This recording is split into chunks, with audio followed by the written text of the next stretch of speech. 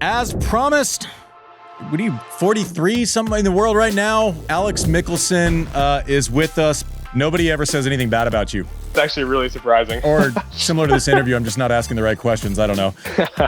I feel like you wanted to go to college and you almost had to play yourself out of going to college somehow. My dad's a lawyer. My mom is a teacher. They're very school-oriented people, and they really wanted me to go to school. And trust me, I didn't want to go to school. I wasn't the sharpest tool in the shed in the classroom. I remember I was 250 for 3 or 4 months, and they're like, well, you're not making any money at 250, so might as well go to school. I don't got too much money to my name, and then all of a sudden, I won a challenger, and I finaled Newport, and I was 140, and then it was kind of no-brainer from there. So what goes into the decision to flip you away from a lefty? That seems like malpractice. It's actually a funny story. I started hitting backhands when I was 3, and then when I was 6, my parents were like, okay, you got to hit a forehand eventually. And they tried to switch me because obviously I couldn't hit a forehand because my right side is awful. Apparently I was like, no, I'm quitting tennis. If you switch me to lefty, I'm quitting tennis. AI is only as powerful as the platform it's built into. That's why it's no surprise that more than 85% of the Fortune 500 use the ServiceNow AI platform. While other platforms duct tape tools together, ServiceNow seamlessly unifies people, data, workflows, and AI, connecting every corner of your business. And with AI agents working together autonomously, anyone in any department can focus on the work that matters most. Learn how ServiceNow puts AI to work for people at servicenow.com.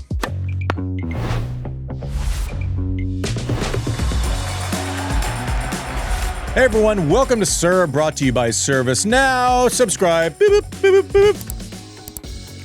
Boop. I feel like I add one every week. Yeah. It's pretty fun. And check out our newsletter. Yeah, servepodcast.com. You can sign up there. Yeah. Anything else we should sell them before we actually say anything? Or I think we have some new merch dropping soon. We do? Yeah. Be sure to talk about that right off the top. We will. Yeah, good. Producer Mike, who has already tried to sell you 4 things. JW, who might try to sell you something. Techie Sean in the house. Nothing.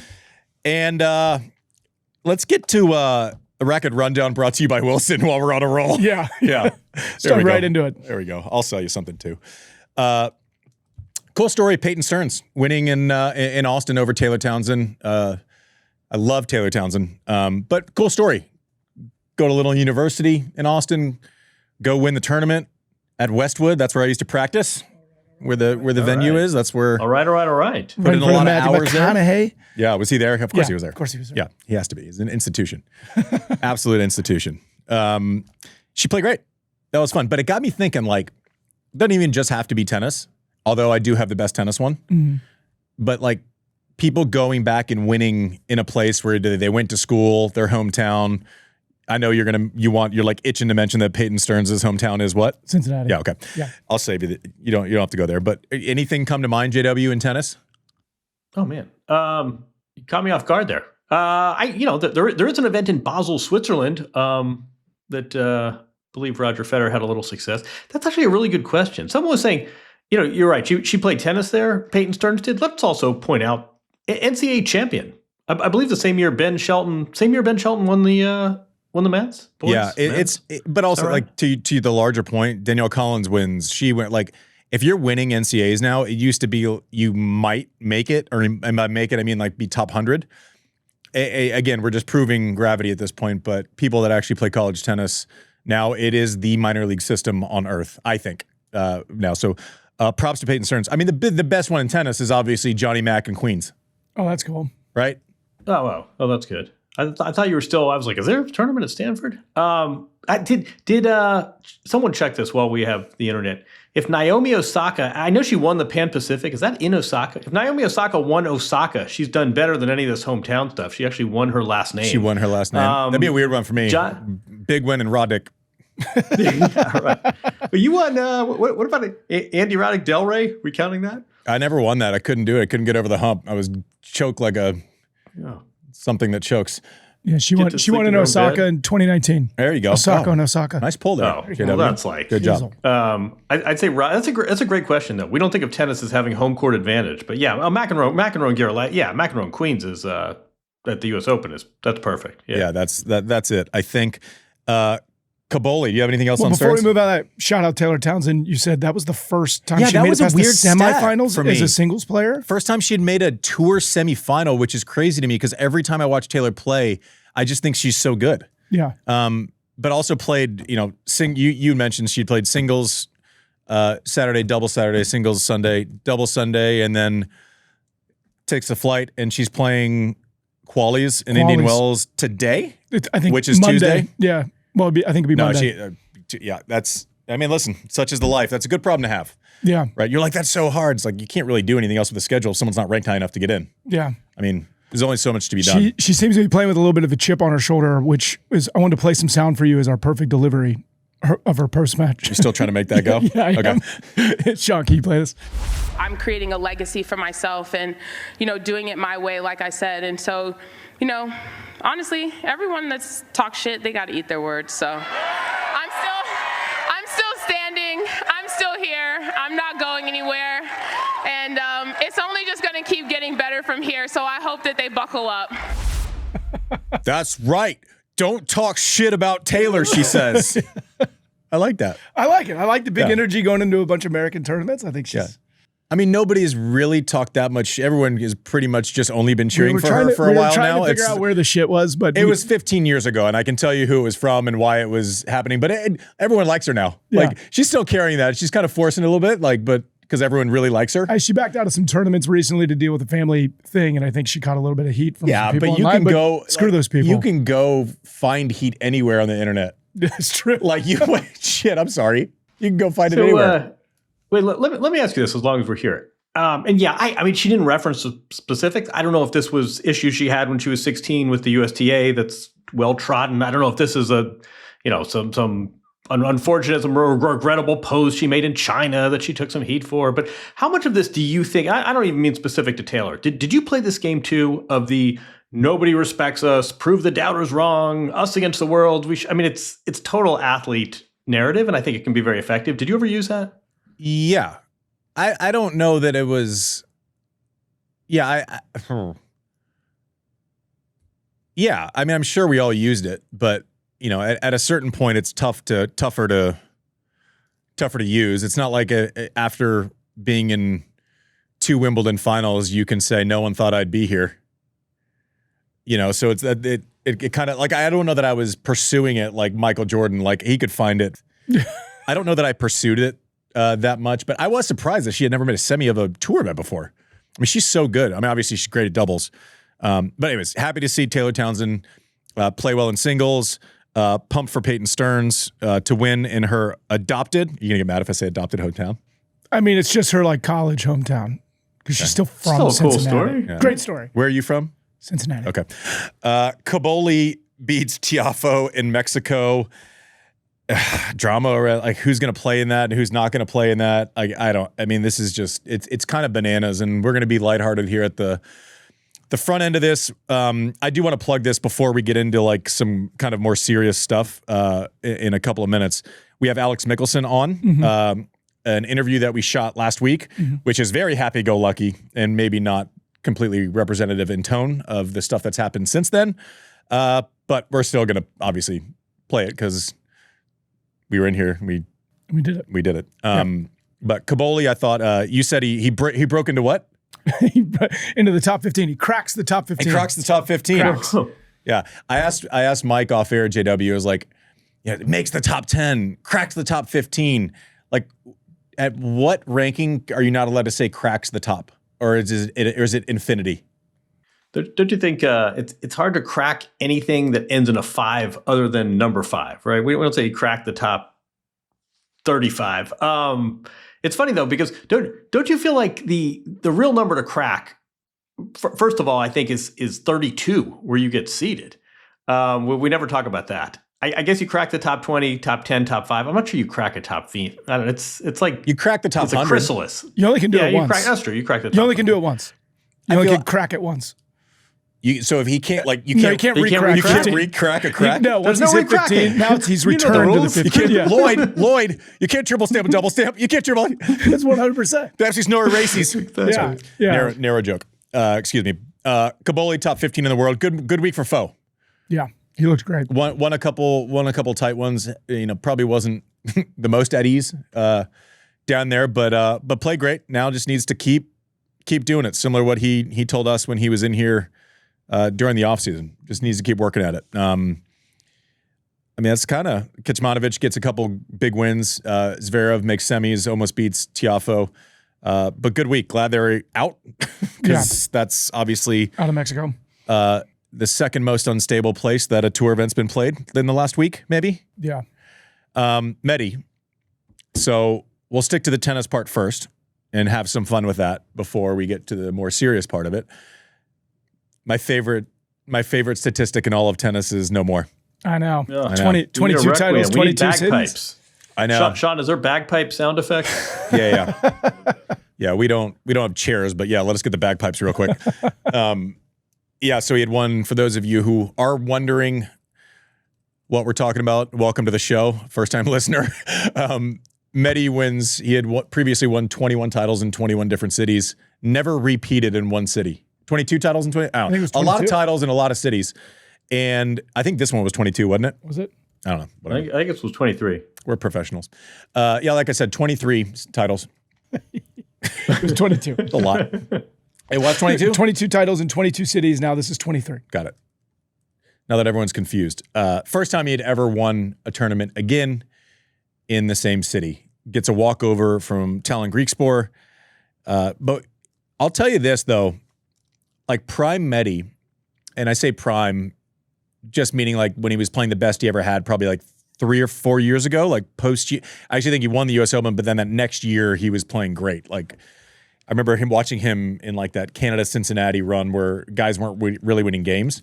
His score lines this week, fellas, in the last 2 years of Medi has been like winning 6-4 in the fifth, winning. It's been a lot of drama, right? Not only because of his personality and the fact that he likes to create it sometimes, which is, I think it's entertaining. Some people won't think that, and they will let us know. 1-3 first round against Sheng, 2-3 second round against Stan the Man, 2-1 against Brooksby, and 4-2 against an in-form FAA. Like first time in a while that he's put down, like he's just been like beat downs, and then obviously gets in the most Medi way ever to break the streak, gets a walkover.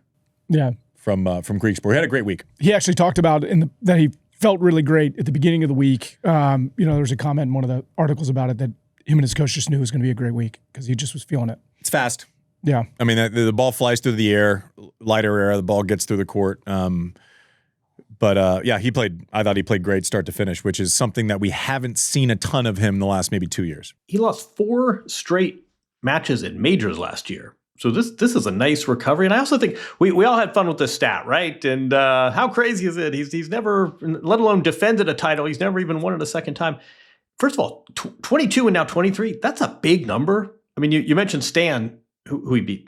Stan hasn't won 23 titles. I mean, I think we all kind of crack up about the statistical quirk. And maybe I'll ask you what your next favorite tennis stat is now that this one died. But I think lost in that, I think he's right around $50 million now. Maybe he went over it depending on like value of the dollar, but 23 titles, including a major and all different surfaces. He's 30 years old. This is a really, I mean, never mind this all. Hall of Fame is, that's in the rearview mirror. This is a really elite career. 23 is a big number of titles, especially if he's going to have this diversity. It's surfaces, conditions, 250s, but also majors.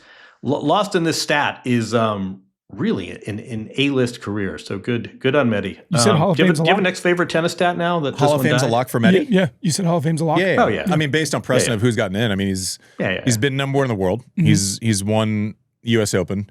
The volume stats are a joke. The total career match wins are crazy. He did it in almost like the transitional era between Fed, Rafa, Novak, and the new Avengers. For context, like I think Jim Courier won around 20 something, like low 20s. I think it's probably more than like Rafter. It's definitely more than like Safin. It's probably more than Ferrero. It's probably more than like he's running up the title count. I think he can probably lay claim to. I mean, Hewitt won 30. We're right around each other, the same 30 something. Chang won 30 something. Like those are people who won a lot of tournaments. I was right 32 or yeah, so. I mean, this is a big career. You know, is he ever going to be the dominant week in, week out force that like an Alcaraz or Sinner? No, but no doubt Hall of Famer. Like if, and the fact that like people are like, oh really? Yes. A guy cannot stand clay. He hates it. Guy won fucking Rome on clay. And wet. It was gross that week. It was wet, disgusting conditions. Like, yeah, absolutely 100%. Like, don't even, I vote now. In. You got one. In. So you're in. 50 million in prize money too is says something as well. But wait, you do, I don't have one handy, but you got a next favorite quirky tennis stat? Gosh, I got to think about that one. Maybe I'll come back and plug it back in. I'll give you one that always I Please. was like. The Osaka one got ruined where every time she had made it past the round of 16 of a major, she had won the major. And that was finished last year with the US Open. Also, that came to mind, but it's no longer. So Osaka, what about Osaka 7 titles, 4 of them majors plus Indian Wells? When more than 50, I was like, remember Garbina Muguruza, of course. I don't have it in front of me, but she won like 10 titles. 8 of them were on hard courts, and the 2 that weren't were Roland Garros and Wimbledon. I like that one. That was pretty good. That's good. And then, Mike, get us to Medi wins.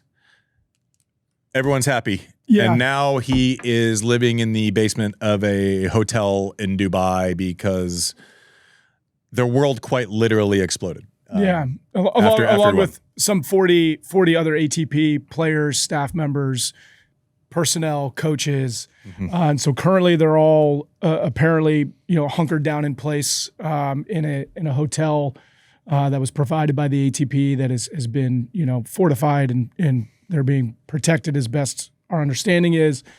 They are currently stuck in Dubai, unable to leave. Airspace is shut down. They've been bombing the airport in Dubai. Yeah. So Iran has in response to the U.S. and Israel. Yes, correct. So Sunday, while he was doing his trophy ceremony, while the doubles was going on, there's missiles flying overhead.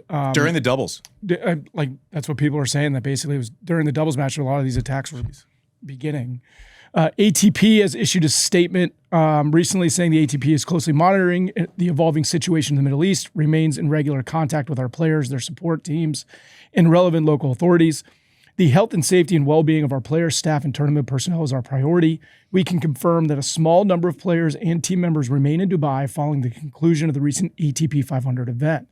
They and their teams are being accommodated in tournament's official hotels where their immediate needs are being fully supported. We are in direct communication with those affected, and we continue to assess and develop and provide updates as appropriate. The full comment is on our feed and in the newsletter.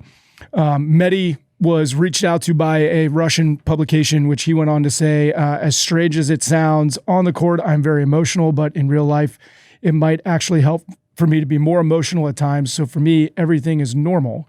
Naturally, I've received a lot of messages from friends and family, and everyone is worried, but I can say for my part that everything is fine. The stranded players include Medi, Andre Rublev, Grigspor, several of the doubles players. And then Marca, it was today, right? Today, on Monday, they published Marca's a Spanish publication. They published a report saying that Medvedev and Andre Rublev have already devised a, quote, escape plan. This would take them by car to Oman, where a private plane awaits to transport them Tuesday morning out of the conflict zone. The article went on to continue saying the rest of the remaining players, along with their families, coaches, ATP supervisors, umpires, and others, more than 40 people in total, are awaiting an evacuation plan aimed at reaching Istanbul or possibly Riyadh. Yeah, I mean... So it's all developing as of today, Monday. We do need to say, like, the ATP saying they're monitoring this. There's like... These are people who run a tennis tour. Like, anyone who's like, well, how are they going to get him out? I'm like, fuck, how are we going to get anyone out? Like, it's not... I mean, that's a huge ask. Anyone who's critical of the ATP in this scenario is like, what are we doing? Like, they don't have an extraction team. Like... the only thing, like, but also my mind went to like, they're like a small number of people, and then you were like 40. I'm like, what would a big number of people be? Yeah, 40 is a lot of people. Yeah, it's a lot of people. Yeah, I don't know. I mean, there are other players that are former players that base themselves out of Dubai that I know are there also. I mean, it just has to be kind of strange. I mean, 2 global conflicts in 2 weeks. Mexico, there were all these warnings for the players there, the U.S. players there, and then Dubai also. I don't know. I mean, we're not above Earth. I mean, Holger's in Qatar. Holger Rune is in Qatar right now, rehabbing. So he was posting videos of missiles falling out of the sky and being scared. God, man. Did you guys read the Helio Vara, the doubles player, who's one of the players that's stranded? I don't. I mean, we're on Monday. I think I'm actually in Europe, and I saw all the Dubai flights here are still canceled. It did look like the airport was reopened, but you said it, Andy. It wasn't just a Dubai. The airport was the target. Yeah. So I don't know how you start running Emirates flights in and out. I mean, it's interesting too, because Dubai was always sort of marketed as, listen, this is going to be the safe spot. This is going to be the Monte-Carlo of the Middle East, and come here and shop, and there's entertainment and restaurants, and we're sort of free of this powder keg of geopolitics. I don't, Iran bombing Dubai is not something I think 72 hours ago any of us thought of. But Helio Vara, the doubles players, was saying you could get to Oman, to Muscat, but he didn't know there was traffic jams at the border and they wouldn't let you cross on foot. And then apparently there was an idea to drive to Riyadh, but that's like 11 hours. I mean, this is probably more. I'm curious, did you have any of these, tennis is a global sport and geopolitics is what it is. Did you have any in your career, any of these instances where geopolitics threw a wrench into things? Not anything other than my stance on something where I would have taken myself out of something I disagreed with, which I had done. But nothing to where it was like I couldn't move for my own safety. We had hotel fires and I didn't go to places sometimes, but it was because I had a stance that not everyone disagreed with. So I would not go to places based on the tournament letting in certain players and not other players. But nothing that I can remember where it's like we're sheltering in place because of war or burgeoning war or, bombs being dropped in the city. No, not that I can think. I mean, I'm pretty sure that would be something that I would remember. But also it's it's just that constant thing. It's like Brooke and I were talking this morning before I came to the studio, and it's like, for some reason, and I'm curious to hear you guys' thoughts on this, and everyone feel free to pitch in, but for some reason it's like we read it and there's this disassociation between what's going on and you have empathy, and then all of a sudden it's people and follow, and you're like, oh my gosh. It hits harder when there's a 1 degree of separation as opposed to a nameless, faceless thing. And if there's anything I encourage our audience to do, and it doesn't even just have to be for this conflict, it's when you hear something and read something, and before your knee jerk is to defend, just pretend like you know the people and see if that affects the way that you take in information. I feel like we've largely lost that. Not everyone, so don't just save it, but pretend like you know the person or follow the person or are a fan of the person. And for some reason, human nature makes that hit harder for us, right? We know what's going on, and it's the least important part of any global conflict is millionaire tennis players that are slightly uncomfortable and have to drive, right? Mm-hmm. And not to make small what they're going through, but in comparison to most people can't clear the border and get on a jet. Yeah. And leave is my point. I'm happy for them. I big fan of Rublev. I love Medi. Now my focus is on the 40 people that are there, right? And with no real escape plan to a private jet. I agree, right? I mean, these are all somebody's son, somebody's dad, somebody's mother, somebody's best friend. I mean, and not just those 40 people, but all the people involved right now in that region. Yeah. And I think if you think about that and many other regions around Earth. Not just we're paying attention to this because it's in front of us, but I mean, Medi and Andrey from Russia. This is not the craziest thing they've seen. No. Right. So anyways, just when you're having a knee-jerk reaction and you're talking to other humans, just pretend like you know the people, and maybe it'll hit a little bit different as it should. Maybe it'll hit the way it should hit.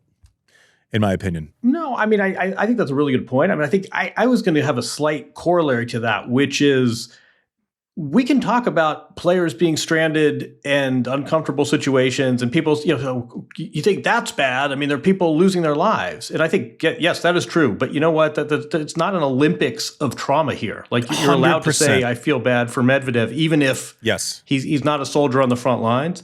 But yeah, I mean, I think it's just, tennis is a global sport, right? You don't have these issues when you're going from Kansas City to the ballpark in Arlington and even, from Manchester to Liverpool.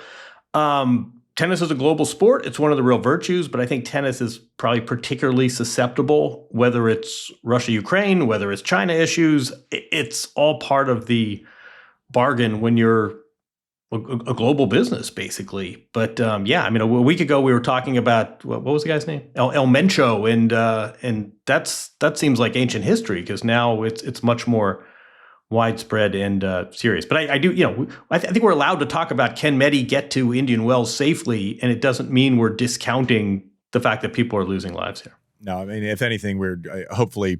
If you've listened to the show enough, we don't discount anything like that ever. I think we have to control ourselves from diving into those topics further. And I think from a tennis perspective, the draw comes out on Monday night. It'll come out tonight after we're done taping. All these players are still going to be in the draw, so I think we'll have to see where that goes. I think both Rublev and Medi were scheduled to play in the Eisenhower Cup, the mixed doubles event. I don't think they'll make. I mean, there's a world where once they clear the border, like their first stop is in Indian Wells. That's what I'm saying. I mean, can I just to have it on the right. I communicated with the ATP yesterday, and if the players do not get to Indian Wells, whether it's by choice or by circumstance, they will not get a zero. So you're right to say that what can the ATP do, but I mean, at least they've sort of made this outreach that just take care of yourselves and your mental health and your physical health before you start chasing ranking points and mandatory requirements. Yeah, I mean, listen, it's things like this where we have to cover the tennis piece of it, but it's something that's part of something that's way bigger and way more tragic for a lot of people. But I hope everyone, not just the tennis people, but they're probably the only ones that are listening to this. I hope you find safety, all the staff, all the ATP Tour supervisors, officials, Medi Rubles, Heliovara, Patton, all those guys. Hope everyone is safe. On the other side, a little bit of levity. An interview that we shot last week with Alex Michelsen, who is just he's like the ultimate SoCal kid, man. He did it from his childhood bedroom. It was hilarious. I asked, you'll hear early in the thing, but it was like I expected like Will Ferrell to jump out and like touch his drum set or something. Like it literally looked like a 12-year-old's room. It was pretty funny. But do you like guacamole? Yeah. Did we just become best friends? Yup. We'll see you after the break. AI is only as powerful as the platform it's built on. With the ServiceNow AI platform, your AI, data, and workflows all work together, connecting every corner of your business. To see how you can put AI to work for people, visit servicenow.com/AI-agents. All right, welcome back to Served. And as promised, I don't know, what are you 43 somewhere in the world right now? Alex Michelsen is with us, getting ready for his, I won't say hometown tournament, but home area tournament. I'm assuming Indian Wells is a tournament that you probably went to a bunch as a spectator. One, welcome to Served. And how you feeling going into Indian Wells? Yeah, thanks for having me. And I'm feeling pretty good. I've been playing some decent ball last couple of months. I feel like I lost a couple tough matches, but still feel like I'm playing good and ready to go to my home tournament. 2-hour drive, but it's better than nothing else is closer. So God, how good is it to get in a car to go to a tournament as opposed to get on a plane? Unbelievable feeling. I'm so pumped. I can drive my own car. I'm so pumped. Are you in your childhood room right now? Where are you? Yes, I'm in my childhood room. You can probably see I got a poster of Rafa right here. I got a bunch of this is my childhood room. I grew up in here, and I'm just home before Indian Wells because I have a place in Florida, but I feel like if we I love this room. I feel like if we panned right, we would see the bunk beds from Step Brothers. No, but my bed's pretty small. I'm not gonna lie. I have to sleep. I have to sleep diagonally to fit. So That's pretty funny. Those beds weren't designed for 6'4" children. Yeah. So you mentioned you mentioned that they weren't. You mentioned you've been playing good ball. I think it's 6-5 on the year. I feel like I was looking through your results before it came on, and I feel like you're losing to people that are like winning tournaments or putting up good results, right? It's not as if you're losing to someone who then goes and loses to 3 people in a row or something. Yeah, no, I'm losing to some guys that are playing well. I've lost to 2 guys this year that have won the tournament, Med and Korda. Yeah. And then I lost to Kachanov in Australia, tough 5-setter. That's a rough draw.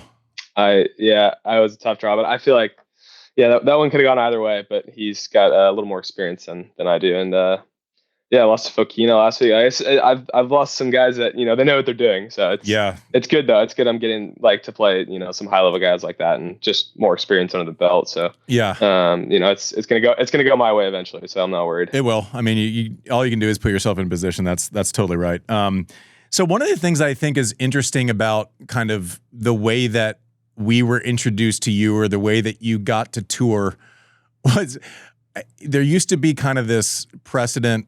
And now college is like a superpower, so it's not the same. It's like you go to college and it's like basically like a minor league system, and guys come out of college ready to play now. But like it was weird for me to see kind of your process because back in the day you'd have some chucker that like won like 2 matches at NCAAs and then turned pro, and like you were like, where the fuck is this guy from? And you were like you were almost like the opposite. Like I feel like you were borderline top 100 before you actually decided to go pro, right? I feel like you wanted to go to college, and you almost had to play. You almost had to like play yourself out of going to college somehow. Yeah, my parents really wanted me to go to school. My dad's a lawyer, my mom is a teacher. They're very school-oriented people, and they really wanted me to go to school. And I was like, I remember I was 250 for like 3 or 4 months, and they're like, well, you're not making any money at 250, so like, might as well go to school. I was like, yeah, I mean, you're right. I don't got too much money to my name. And then all of a sudden, like I won a challenger and I finaled Newport and I was like 140. And then it was kind of no brainer from there. But I trust me, I didn't want to go to school. I wasn't the sharpest tool in the shed in the classroom. So I'm happy to be playing some ball. Yeah. Sean, Mike, and I weren't either. So we can totally relate to that. Was that like a sudden thing? Cause like, I remember the Newport thing and it like, you make quarters and then you beat Isner, I think, in the semis.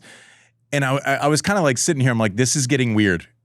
Like, it's kind of getting to the point where like, did you feel chatter around it? Did you feel outside pressure? Or was it pretty insular? Was the only conversation that mattered the one that inside of that room that you're in right now? Well, yeah, I think I definitely heard it because I won the challenger the week before and I was like top 200. And then people were starting to chat a little bit, but I still felt like I was pretty under the radar and like, I was just telling myself it's all poison, like don't listen to it. And I, just kind of took it one match at a time, and I got pretty lucky. I got out of a crazy first round in Newport, and like, I don't know. But after I won Chicago, I was top 200. I was like, okay, well, worst case, I'm just open Qs. Like, am I really going to go to school? So I kind of like alleviated the pressure from myself after I won Chicago, if that makes sense. I wasn't thinking about it too much, and I was like, when I finally Newport, I was just like having fun. That's probably the most fun I've ever had. I was like by myself that week. It was a good time. Yeah. Was it strange that you kind of had success before you had kind of committed to it being a profession? Like some people,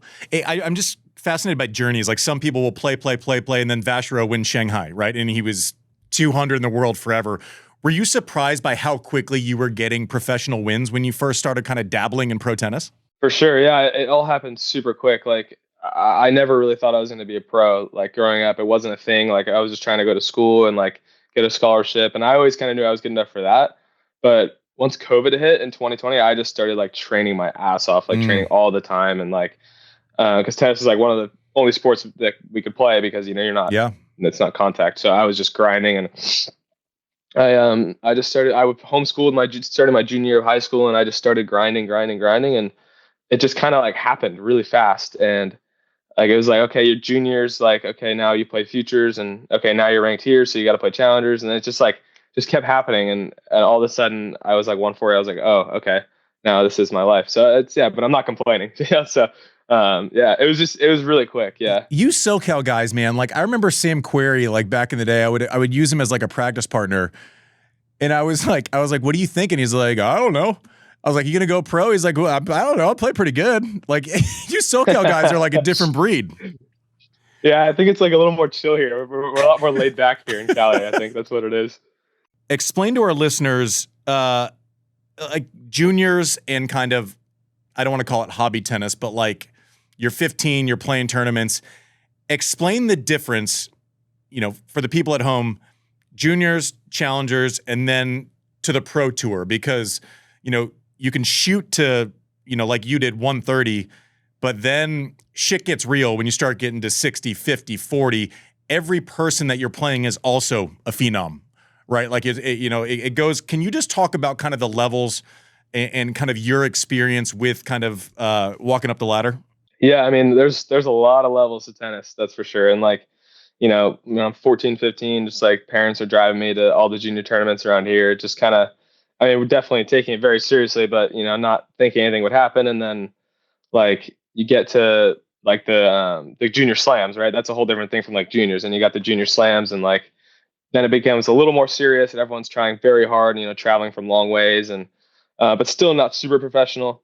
And then you get to the futures, and like the guys are even better, and you're playing for like a McDonald's gift card if you win the tournament, and these guys are just like trying to like claw at your throat, and like that's when it kind of gets real. Everyone's just, I feel like it's like a cat like just clawing at you. That's what it is in the futures and challengers, and like everyone's really good. Everyone's trying to survive, and then you get on the tour, and you're like, okay, all these guys like are even better, and they all know how to beat me, and like it's just different. I don't know. It's really tough to explain. It's just the level just gets higher and higher, like in everything, like physically, mentally, tennis wise, like it all gets higher and higher. And it's definitely tough to navigate. I've, had a bunch of tough stretches already in my career. Like in the challengers, I lost a lot. And then like once I turned pro, like I had a couple of months where I couldn't win matches. And then once I was top 100, like I went to Europe for the first time, couldn't win a match. It was like, it's it's hard, and there's a lot of levels, a lot of stuff to get used to for sure. Talk through the balls and strikes of like, let's say an average tour player,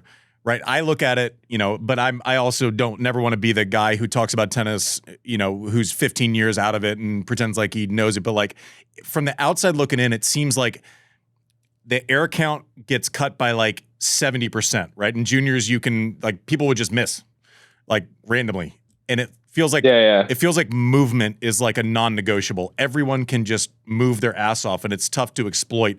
In your opinion, what are like the biggest, not the mental, not the hunger, not the kind of playing for a hamburger, but like the physical non-negotiables for being like a tour player? I think for me, that's an easy one. I think they play the pressure point, like the guys in the top 100 play the pressure points unbelievable compared to the guys that aren't top 100. I feel like every time I'm playing a guy that's really good and I have a break point, they're making a first serve, like 80% of the time. Like, I feel like the guys that they're a lot more clutch. I mean, you have to do a ton of winning to get to top 100, right? But I feel the pressure points, the guys are really, really good. That's my feeling. Explain the mental stress of like, you probably grew up winning everything. It's like you show up and you're in the semis. No. And is that not true? No. I was very average junior before COVID. I was like 30 in my class tennis recruiting, like maybe ranked like top 20 in SoCal. Like I wasn't great. Like I wouldn't just like rock up the tournaments and win everything. Are all the guys who were better than you like 4 years ago super pissed then? Yeah, actually, I have a bunch of friends, my friend group, like their record on me is like 4-0, 5-0. They would shot me, and like and they're all like, man, you suck. How are you 40 in the world? Like, what are you doing? But he's like, what am I doing? Like, why am I so bad now? No, but yeah, I've lost a lot of matches. Trust me, I wasn't that good as a junior. Interesting. You strike me as a guy who like it's pretty pure off the backhand side. Like your tennis IQ is like you were making finals of tour events before you knew that this was going to be a job. Like what was the big, I understand training and like actually trying during COVID, but like, what were the things that you still did well when you were like 12? My backhand was sick. My backhand's always been really good, but like my serve and forehand were horrendous. Like I would double fault like 20 times a match. Like I couldn't put a ball on the court on like my forehand side because I'm left-hand dominant and I'm playing right-handed, like, because I'm really smart. So, it's and humble. It's well, I think if I played lefty, I think that would have been smarter. But I played baseball when I was younger, so that's why it's kind of similar to the backhand. And the lefty righty thing is interesting to me because like you people that have like this weird lefty righty thing, like Fish great backhand, plays golf left-handed, right? Rafa, great backhand, plays golf right-handed. You know, you're a natural lefty. You have there's something there. And then my dear friend and mentor Jim Courier ruins everything because his backhand was as bad as mine, but he plays golf righty. But like, what goes into, like, your parents played college tennis, so what goes into the decision to flip you away from a lefty? That seems like malpractice. Yeah, well, so it's actually a funny story. I was righty until I started hitting backhands when I was 3, and then when I was 6, my parents were like, okay, you got to hit a forehand eventually, and they tried to switch me because obviously I couldn't hit a forehand because like my right side is like awful, and then I was like, no, I'm quitting tennis. If you switch me to lefty, I'm quitting tennis. Apparently I said that, and my brother had just quit tennis. I have an older brother. He had just quit tennis apparently. So they were like, okay, we'll leave it. And, he never changed it. But yeah, they definitely tried though. But it was all my fault. I choked. Yeah. So since they played, was it just a natural thing where, like, do you remember do you ever remember not having tennis? No, I remember. Apparently, this is what I've been told. I started hitting backhands against the garage when I was 3 years old. And, they knew if, like, you got to start young if you want to be good in tennis. You can't like just rock up and start at 10. Cause like, it's really, I mean, didn't Ben do it though? It's like really hard to do though. Yeah, I hit with my parents like every day of the week till I was like 15. Like I didn't spend too much money on tennis just as kid. I always just had them, and like they would hit with my mom. I hit with my mom all the time, just grinding. And she's like, still a machine. Like my parents are playing tennis right now. They love it. They're out grinding right now. And it's 8 a.m. So like, so good. Yeah, that was kind of my upbringing. Just a lot of tennis. I played baseball and soccer as well, but tennis is way better. Do we believe Ben when he says I didn't play till I was 10? His dad made the 4th round of Wimbledon. Are we calling bullshit on that? I think maybe he didn't start taking it like seriously and he definitely picked up a racket before then, right? Of course. Sure. That's yeah. I feel like that story just keeps getting better each time it's told. Yeah, I think you're right. I'll ask him anything else. Please do. True. Yeah, report back live from Indian Wells. Yeah. Special reporter, Alex Michelsen. So I was reading some stuff off court. Is it going to really piss you off when the Hornets are better than the Lakers very soon? I'm actually a Clippers guy, so I don't really want to talk about it. Oh, that's bad info. My producer's bad. That's ATP website. Oh, that's cool. So we're already better. Yeah. Oh, even better. That's great. Yeah, the ATP website also says I'm 175, and I weigh like 200 now. So I don't know. Good. So good. You are 21 years old, right? Good research. Yeah. Are you 40? There we go. We got it right. Did we play? Are we? I'd be a damn good looking 40-year-old though. He's 40 right now. Good looking 21-year-old, if I may say so. Well, thank you. I appreciate that. Wait. So okay, I'm a little frustrated with you right now, if I'm being honest. So you're in the LA area, and you choose the Clippers, and you choose the Clippers over the Lakers, and then you're a left-hander, and you choose right-handed over left-handed. Are you going to make any more bad decisions like in the upcoming months? Probably, yeah. Probably safe to say, but the reason I'm a Clippers fan is because you know Rocket. Remember Rocket? You just saw him in Dallas. He's very good friends with the Clippers team doctor, and we get like pretty good tickets. We're actually going to a game on Thursday, and like the Intuit Dome is like the coolest sports stadium I've ever seen. And I don't know. Like everyone already likes the Lakers. They don't need another fan in me. Everyone already loves them. So yeah, I think Clippers. Yeah, I'm two strikes down. I'm Clippers fan, playing right-handed. What's gonna be the third strike? I don't know. But it's gonna be something bad. I love the storyline with, and I'm gonna ask this. I'm trying to ask this the right way, but like, I grew up like Marty. We went to high school together. There's like this. We relate so much to each other because all of our progressions happened in lockstep, right? It was like 14, I was good, he sucked. Then 16, he was good, I sucked. And then but all of our little kind of moments happened as we were like close friends. It seems like you and Lerner kind of have that thing. Is it a world where you guys are actually that close, or is that story kind of exaggerated? No, we're pretty close. We've done a lot of training together. Like when he was 12, 14, he was miles better than me. And then as I got a little older, he beat me in the finals of SoCal sectionals. I was 17, he was 16. He beat me there. And then after that, like I'm a little older, so I kind of got a little better and I got a little stronger, and I started playing on the tour. And then he started to catch up, and now he's definitely playing some better ball. I mean, we've definitely been going like this since we were like, since we were 12, just kind of going on top of each other. So, and we definitely we love each other, but we definitely want to beat each other every time we go out there. Like we played 4 times already on the tour, and every time we go out there, we love each other, but yeah, we definitely want to win, especially me. I love winning. Should I ask you what the head is? Should I ask you what the head-to-head is, just so you can give him some shit right now? Because I know what it is. Yeah, I'm up 3-1, baby. Yeah. Well, and also the they ATP beat me in next gen, Well, you'll be happy to know this, and maybe you can give him shit because, well, I don't know that the ATP Tour website is much of a reference after the disaster of information that we've gotten from it, but they actually have you 3-0 because did you play the wonky scoring at next gen finals? Yes, I Might did. not officially count. Just saying. Okay. I think there's an argument so to be had. it has me at 3-0. 3-0. It does. Okay. So daddy status. I'll take it. Yeah. Take what I can get.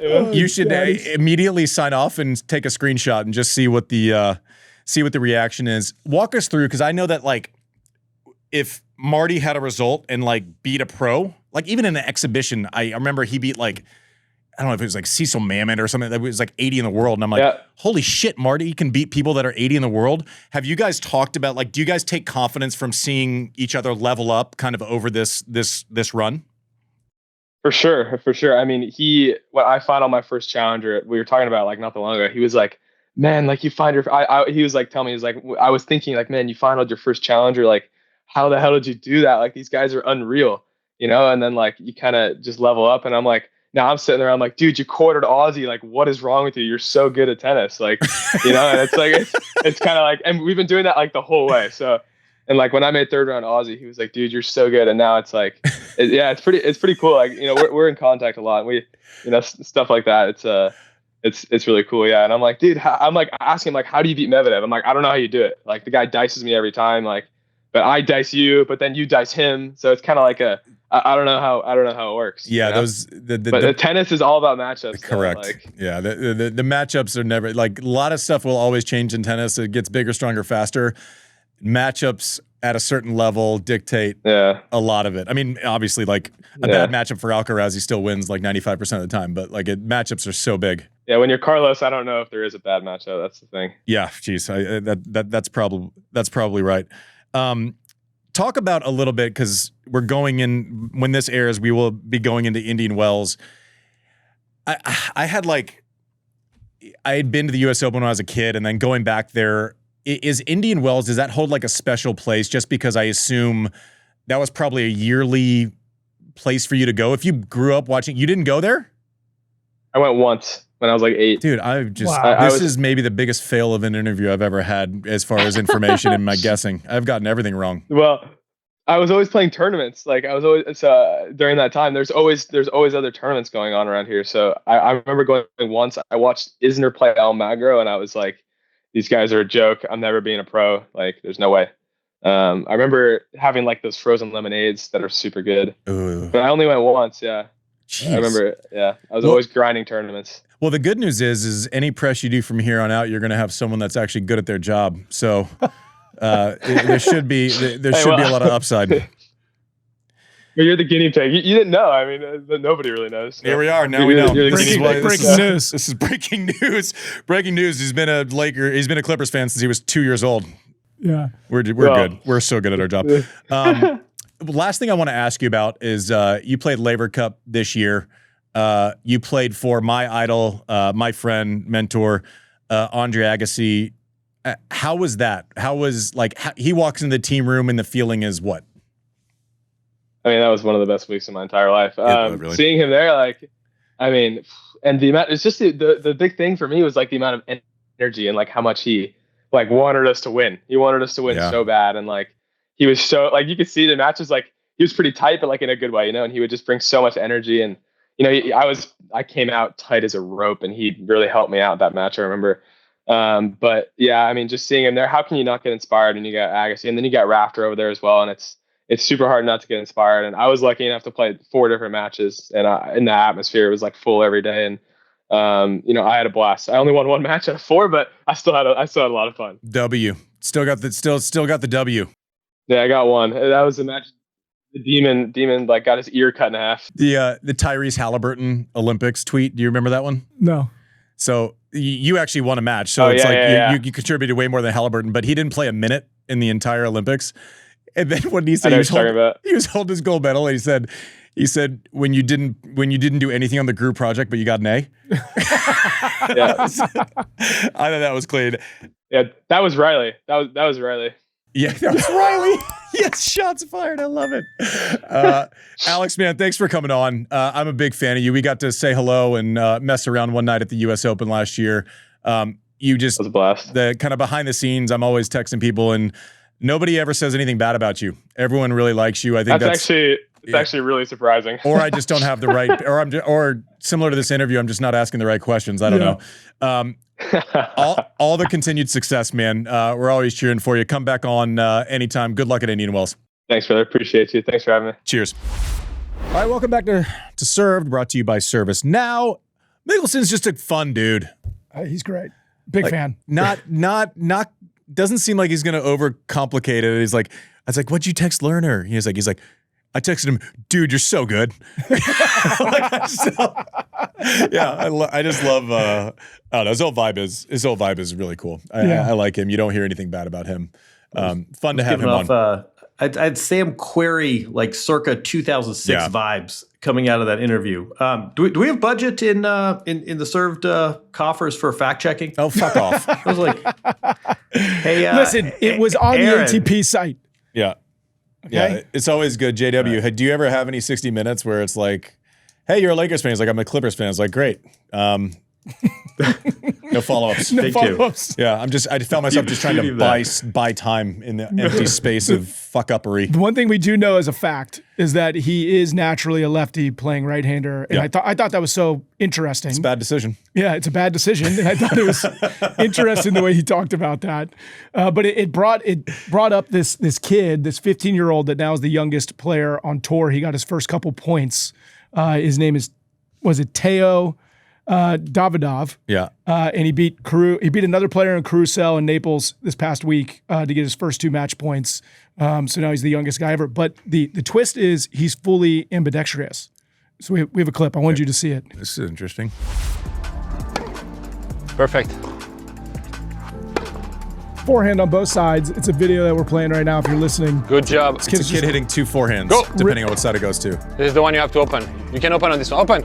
Yes. Better. Okay. Incredibly cool. Congrats to, obviously getting ATP points at that age is not something that I was ever close to. But is that like sustainable? Not when it's fast. So I've seen people do this before. The part that really intrigues me is the serving. Like Luke Jensen could do it, try it, but then he would kind of default to the right when he needed to. If someone can fluently serve with both directions, it changes a lot.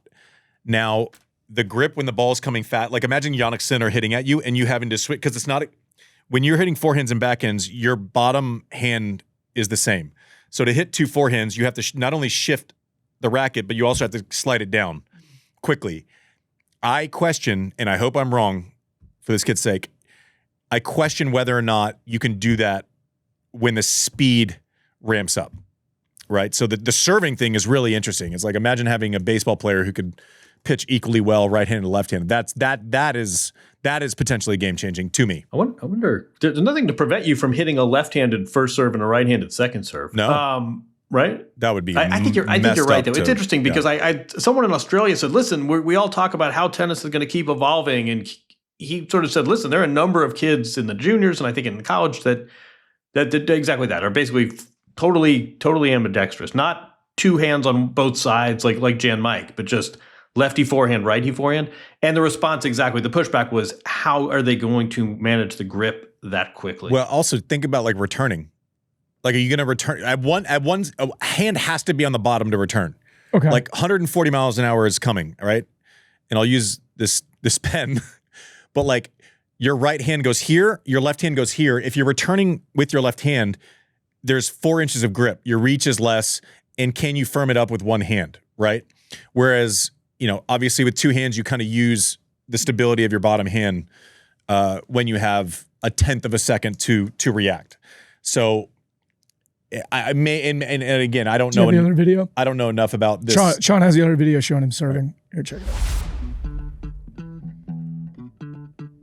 Yeah, so that was so he's serving left-handed, switches to a right-hander, and then here's the other one.